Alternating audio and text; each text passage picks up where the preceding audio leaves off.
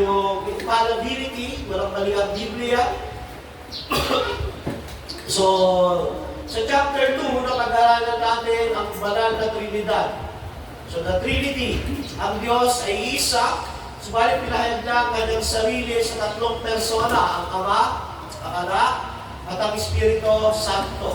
At iyon ang orthodox na paniniwala ng Kristiyano. Ibig sabihin, yun yung paniniwala na tinuturo ng Biblia. So yung attributes ng Diyos, siya ay nasa lahat ng dako, siya ay hindi nagbabago, immutable, siya ay makapangyarihan sa lahat, siya ay soberano sa lahat ng bagay na pag-aralan natin sa the Holy Trinity. Sa chapter 3, yung pagtatakda ng Diyos o decree ng Diyos, general decree, lahat ng nangyayari ay tinakda ng Diyos. Yet, hindi siya ang pinagmulan ng kasalanan. So sa general yun. Sa personal decree, may mga hiniram ng Diyos para sa buhay na walang hanggan. Yun yung mga sasampalataya kay Kristo. Sa chapter 4, sa paglikha, sa creation. So sa paglikha, ang pinaka-apex ng creation, ang pinakamataas na nilikha ng Diyos ay ang tao. So ang Diyos, ang napag-aralan natin dyan, ang panahon ng creation, sino ang lumikha, ang Diyos, ano ang layunin, gaano kahaba ang paglikha, 6 na araw, literal 6 days. At sa literal 6 days, merong dalawang view, di ba? Napag-aralan natin, ano yun? Ano? New Earth? New Earth, saka Old Earth creation. So literal 6 days, 7 days nagpahinga ang Diyos, sinisignify niya yung Sabbath, yung 6 days.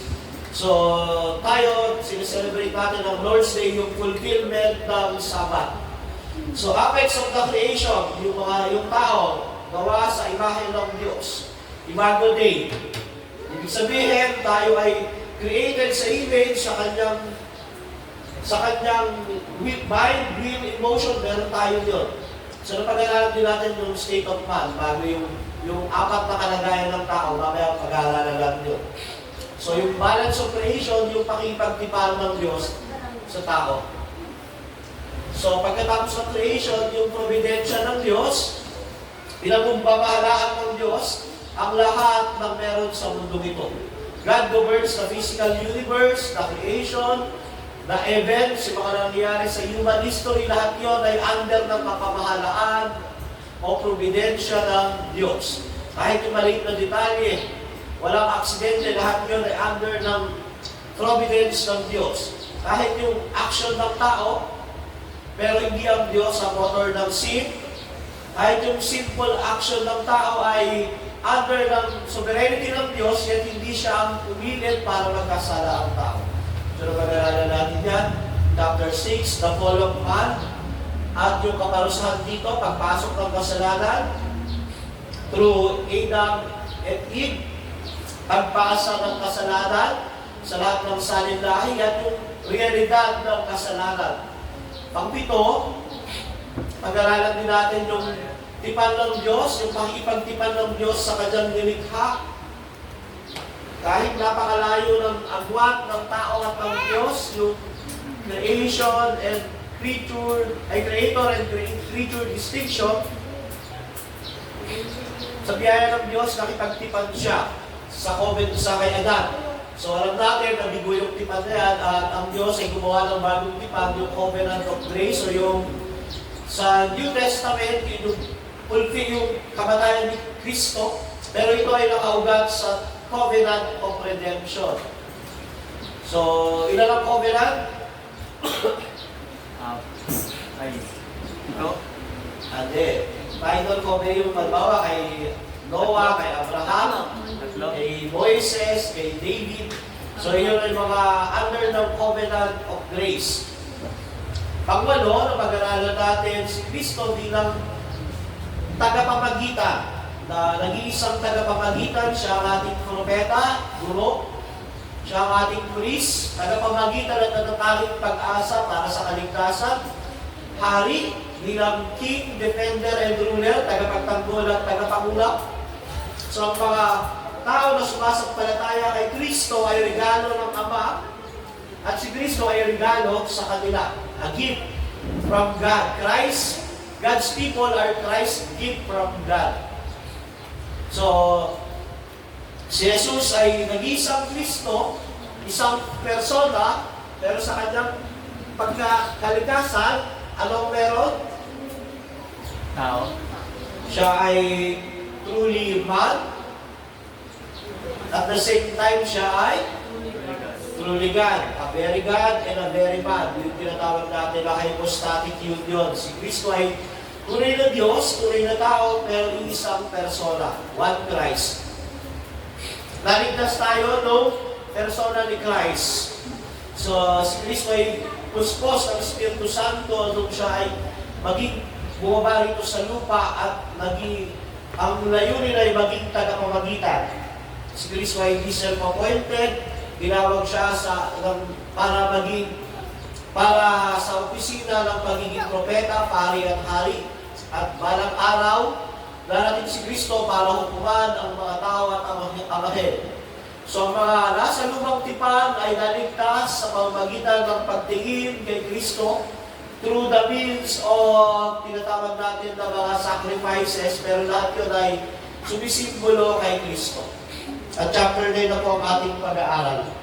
Sige po, sa chapter 9, sinong mabasa ng unang paragraph?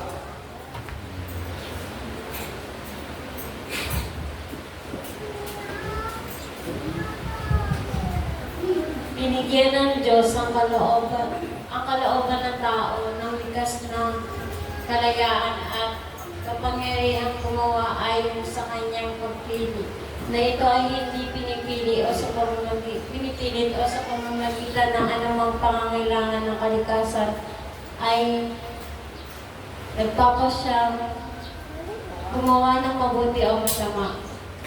So ang chapter 9 ng ating confession ng Baptist ay tungkol sa free will, malayang kalooban. Napakahalaga nito. Di ba ang kaluluwa ay, ang tao ay ginawa sa imahe ng Diyos. Meron siyang knowledge, holiness, moral nature, rational nature, free agency at dominion. So, ang unang tao, si Adan at Eva, ay nilikha na may kakayahang makipagtipan o makipag-communion sa Diyos. So, sa chapter 9, mahalaga ito dahil meron tayong nais matutunan dito at ito ay may 5 paragraph. Yung binasa ay 1 paragraph pa lang. So, dito makikita natin na naniniwala tayo sa free will. At pinapaliwanag nito kung paano naapektuhan ang free will ng tao dahil sa pagbagsak sa kasalanan. Pinapakita din nito na may pananagutan ng tao sa kanyang pagkilos. So yung paragraph 1, sabi diyan, binigyan ng Diyos ang kalooban ng tao ng likas na kalayaan. Ang unang tao ay merong free will. So meron itong true liberty, meron itong tunay na kalayaan, pero hindi ultimate na kalayaan. Ito ay nasa ilalim ng pagiging soberano ng Diyos. Ang free will ng tao sa unang stage niya ay merong totoong kalayaan, pero nasa ilalim ito ng pagiging soberano ng Diyos. So, mababasa natin yan sa unang confession natin, 5 saka 6, tungkol sa providensya. Lahat ay under the providence ng Diyos, pero ang tao hindi niya ginawang robot. At ang free will ng tao at ang pagiging soberano ng Diyos ay hindi nagko-conflict. Wala akong conflict diyan. Dito, sa binasa natin, makikita natin na ang human freedom o free will ay nakaugat sa pagiging soberano ng Diyos. Subalit, sabi sa sumunod, ang free will daw ng tao sa balik ay hindi pinipili o sa pamamagitan ng anumang pangailangan ng kalikasan ay nagpapasya gumawa ng mabuti o masama.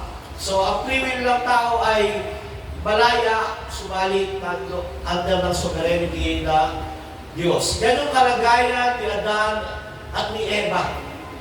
State of innocence. Pangalawa, sino pwedeng bumasa?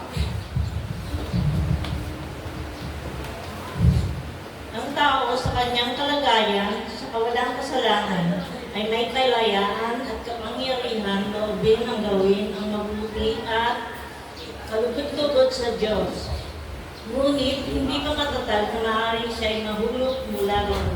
So, diyan, ang tao sa kanyang kalagayan, sa kawalang kasalanan ay may kalayaan at kapangyarihan loobin at gawin ang mabuti at kalugod-lugod sa Diyos. Ngunit hindi pa matatag na maaaring siya ay mahulog mula roon. Sa kalagayan ng kawalan ng kasalanan, sa kanyang kalagayan, meron ng tao na kakayahang pumili ng mabuti at masama. Pero ito ay hindi mutable, pwedeng magbago. Si Adan at si Eva, sa kanilang estado, sila ay merong kalayaan na walang kasalanan, subalit hindi iyon immutable, pwede iyong magbago. So binigyan ng Diyos ang tao ng ganong kalayaan, pero pwede magbago. Sa chapter 3, sino pwedeng bumasa? Paragraph 3. Ang tao sa pamamagitan ng kanyang pagkahulog sa kalagayan ng kasalanan ay lubos na nawala ng kakayahan ng kalooban sa anumang espiritual ng kabutihang kalakip ng kaligtasan. Kung kaya't bilang isang likas na tao, yamang lubos na laban sa kabutihang yaon at patay sa kasalanan, ay walang kakayahan sa pamamagitan ng kanyang sariling lakas na pananambalikin ang kanyang sarili o ihanda ang kanyang sarili roon. Yan. Sa chapter 3, yung free will ng tao pagkatapos ng pagpasok ng kasalanan ay nasa state na ng pagkakasala. So una, God created man na yung free will niya ay may kalayaan, pwede siyang pumili ng mabuti at masama, yet pwede magbago yun, yung free will niya. Ngayon, after the fall, after ng pagkasala, yung free will ay nasa state na ng pagkakasala. The fall was more than a misfortune. Kinurap nito yung kasalanan, kinurap yung nature ng buong human society. So, ang free will ng tao ay nasa kapangyarihan na ng kasalanan. Yan yung ikatlong part ng ating confession. Man lost the ability to choose to do spiritual good. Nawala na ang free will ng tao na gumawa ng spiritual na kabutihan sa harap ng Diyos nung pumasok ang kasalanan. So ang free will ng tao ngayon, pag wala pa siya kay Kristo, ay pagkasala. Sabi ng Roma 3:23, for all have sinned, fall short of the glory of God. So lahat ng, after Adam, lahat ng tao doon, ang kanilang kalagayan ng free will ay to do sin, pagkasala. So, ang tao ay dead in sin at wala nang kakayahang iligtas ang kanyang sarili. Sabi niya, ang tao sa pamamagitan ng kanyang pagkahulog sa kasalanan, na wala nang kakayahan ng kalooban sa anumang espiritual na kabutihang kalakip ng kaligtasan. So, una, binikaya ng Diyos ang tao, merong true liberty, totoong kalayaan, totoong free will, pero dahil sa kasalanan, yung free will niya ay napektuhan ng kasalanan, ang free will ng tao ay magkasala. Ngayon, para paibalik yun, yung pang-apat, may silang naman po ito. Yan yung pang-apat. Kapag pinanumbalik ng Diyos ang isang makasalanan, at inilipat siya tungo sa kalagayan ng biyaya, ay pinalayan niya siya mula sa kanyang likas na pagkaalipin sa kasalanan. Sunod. At sa pamamagitan ng kanyang biyaya lamang, ay binibigyan kakayan siya na malayang magnais at gumawa ng spiritual na kabutihan. Ngunit dahil sa kanyang nananatiling mga kasamaan, ay hindi niya perfectong ginagawa o niloloob. Ang mabuti lamang bagkus ay patirin ang masama. Yung pang-apat ay ang free will ng tao in the state of grace. Pag ang tao sumampalataya kay Kristo, naligtas siya, ang free will niya ay nasa estado ng biyaya. Ibig sabihin, naibalik niya yung kakayahan niya na gumawa ng mabuti at pwede rin siyang makagawa ng masama. Yan na yung free will ng tao. So ang tao, pag naligtas, meron na siyang free will na gumawa ng mabuti, gumawa ng masama. Sabi sa dulo dyan.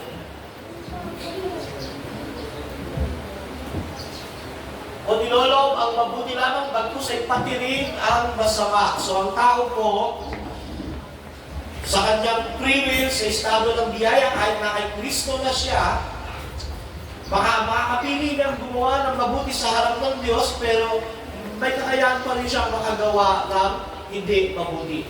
So, ito yung pang-apat na paragraph. Una, paragraph 1 ay ang free will ng tao ay nilikha ng Diyos talaga na malaya. Naapektuhan ito ng kasalanan. Dahil naapektuhan ng kasalanan, ang free will ng tao ay under ng kasalanan. Wala siyang kakayahang iligtas ang kanyang sarili at gumawa ng spiritual na mabuti sa Diyos. Sa pangatlo, yung pangatlo, sa estado ng kasalanan. Pang-apat, pag sumampalataya siya kay Kristo, naligtas siya, yung free will niya ay na-renew na yung kakayahan na kaya nang gumawa ng mabuti at kaya nang gumawa ng masama. Panghuli po, sabi nito, kung if God does not regenerate man, if God does free individuals, then they are certain to remain in bondage and sin. Pag ang tao ng po, hindi niligtas ng Diyos, sila ay mananatili sa kanilang free will na makasalanan. So naniligtas ang tao through regeneration at namabalik yung kanyang kakayahan na yung free will niya ay under na ng grace ng Diyos at siya ay pwedeng pumili ng mabuti sa harap ng Diyos pero able pa rin na magkasala. Ano di ba? Sino po pwedeng bumasa? Tanging sa kalagayan ng kaluwalhatian na ang kalooban ito ng tao ay pinagiging perpekto at di magbabagong malaya na gumawa ng kabutihan lamang. Sabi yan.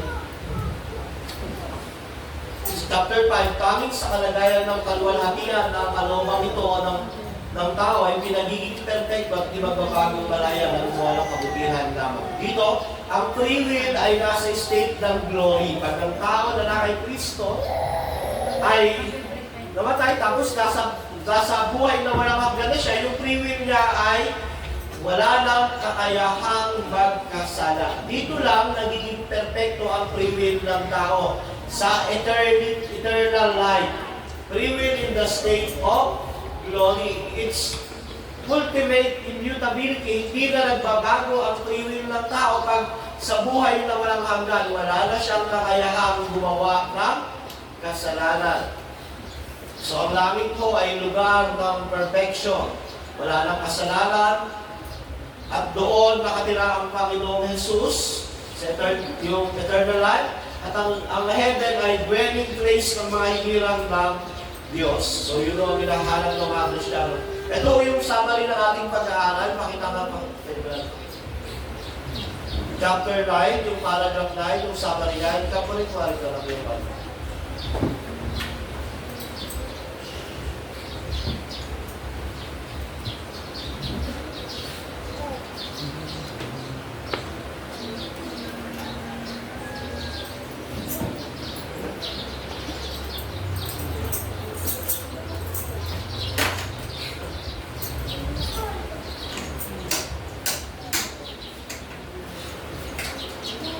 Ayan, yan yung summary ng chapter 9. So, yung estado ng human free will, freedom. So, paragraph 2, innocency, yan yung tinatawag natin na noong panahon ni Adan at ni Eva, so ginagamit nila dyan, the ability to sin, may kakayahang magkasala ang tao. Malaya yung free will niya, pero may kakayahang magkasala. Sa paragraph 3, sa estado ng kasalanan, walang kakayahang hindi magkasala. Not able not to sin. Sa paragraph 4, yung estado ng grasya, grace, may kakayahang magkasala, may kakayahang hindi magkasala. Sa paragraph 5, o yung sa eternal life, yung estado ng biyaya, wala nang kakayahang magkasala. So yan ang estado ng free will ng tao. Nasa ang estado tayo ngayon?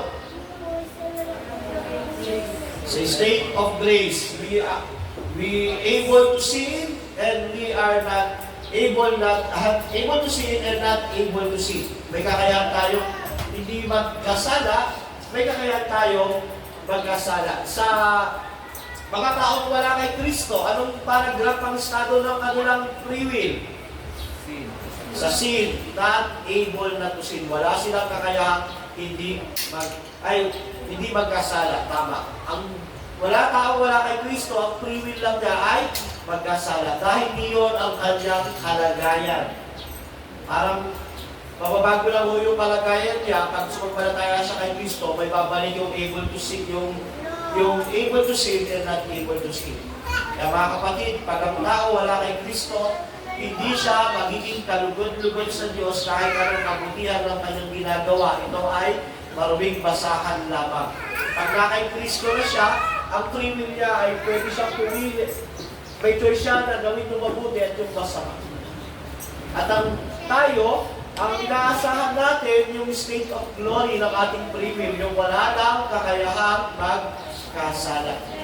Sa ating kalagayan ngayon, mga kapatid, ang Christ-likeness ay unattainable. Hindi natin ma-attain ang Christ-likeness, pero pursuable. Pwede natin habulin at sikaping makamta ng Christ-likeness. So bilang Kristiyano, Christ-likeness is pursuable dahil tayo ay nasa estado ng biyaya. Sige po, mayroon tayo 10 minutes para sa mga tanong. Any question? Bago tayo mag-close sa prayer at mag-breakfast. Good morning po, Pastor. Yung free will ba, same siya sa freedom? Tama po ba? Ang pinag-usapan po natin ditong free will, yung kalagayan ng tao ng kanyang kaluluwa sa harap ng Diyos. So, may freedom ang tao kung sasabihin natin na halimbawa, yung pwede akong pumili ng pagkain ko, pwede akong pumili ng pagkakangasawa ko, pero ang pinag-usapan natin free will, yung kung kaya nang maging mabuti sa harap ng Diyos. So, yung freedom, may freedom tayo sa paglabas, kaya natin gawin kung ano yung gusto natin, kaya natin pumili kung ano yung kakainin, ano yung iinumin, ano yung pipiliin natin na trabaho, gano'n, may freedom tayo noon, pero pagdating sa salvation, pag tayo ay wala kay Kristo, yung free will natin ay magkasala na. So, dinipine din yung apat. Under Adam, meron totoong free will. Pero, mutable, pwede magbago. Pangalawa, yung free will na under ng kasalanan, walang kakayahan gumawa ng mabuti sa harap ng Diyos. Pag naligtas siya, meron na siyang kakayahan. Pero may kakayahan din siya magkasala. Yung panghuli, yung perfect free will, ito ay wala lang kakayahan magkasala. Sabi, kahit gusto mo na magkasala, hindi mo na magagawa dahil wala ka ng kalikasan magkasala dahil wala lang kasalanan. Question po? Thank you po.